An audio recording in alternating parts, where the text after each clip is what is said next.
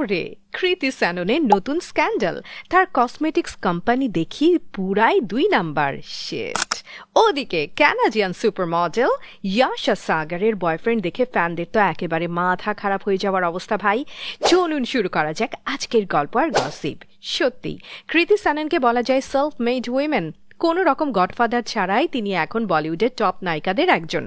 এখনকার স্টার কিডদের জ্বালায় আউটসাইডাররা তো চান্সই পায় না। আলিয়া ভাট আর অনন্যা পান্ডের আছে, করণ জোহর, শ্রদ্ধা কাপুরের আছে, মহেশ ভাট আর জাহ্নবী কাপুরের নিজের বাবাই প্রডিউসার। সেখানে নিজের ট্যালেন্ট আর পরিশ্রম দিয়ে কৃতি এখন অনেকগুলো বিগ বাজেট মুভির নায়িকা। তার নিজের ব্যাংক ব্যালেন্সও 110 কোটির কাছাকাছি। ওদিকে ফ্যানদের অনেকেই জানেন না যে কৃতি কিন্তু একজন সফল বিজনেস উইমেনও। 2 বছর আগে তিনি শুরু করেছিলেন নিজের কসমেটিক্স ব্র্যান্ড লেটস হাইফেন।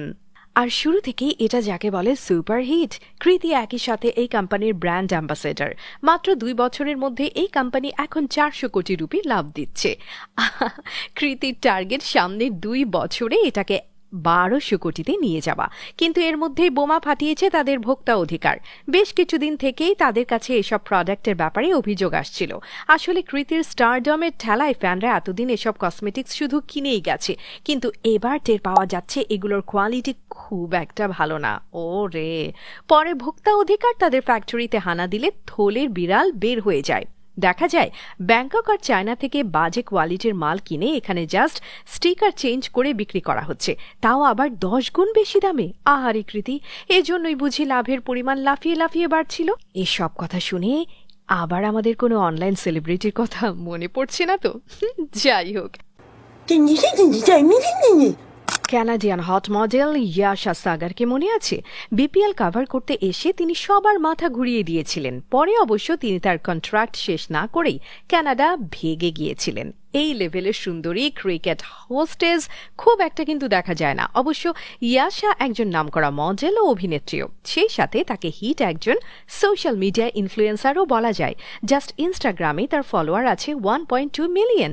ইয়াশা কিন্তু পড়াশোনাতেও বেশ ভালো ছিলেন। গ্র্যাজুয়েশন কমপ্লিট করেছেন অ্যাপ্লাইড আর্টস অ্যান্ড টেকনোলজিতে। ইয়াশার বয়স 29 পার হয়ে গেলেও তিনি এখনো বিয়ে করেননি। এমনকি তার কোনো অ্যাফেয়ারের কথাও কখনো শোনা যায়নি। ইয়াশা এমনিতেই কানাডাতে বড় হলেও তার ফ্যামিলি কিন্তু এসেছে পাঞ্জাবের লুধিয়ানা থেকে, তাই পাঞ্জাবিদের সাথে তার কানেকশন অনেক স্ট্রং। আর এবার ইয়াশা প্রেমে পড়েছেন সুপারহিট পাঞ্জাবি সিঙ্গার গুরু রন্ধাওয়ার সাথে। এই গুরু কিন্তু প্যান ইন্ডিয়া মিউজিক স্টার। তার সব বাংলা গানই কিন্তু টপ চার্টে থাকে। আবার তার ব্যাংক ব্যালেন্সও 100 কোটির কম হবে না। ইয়াশা একবার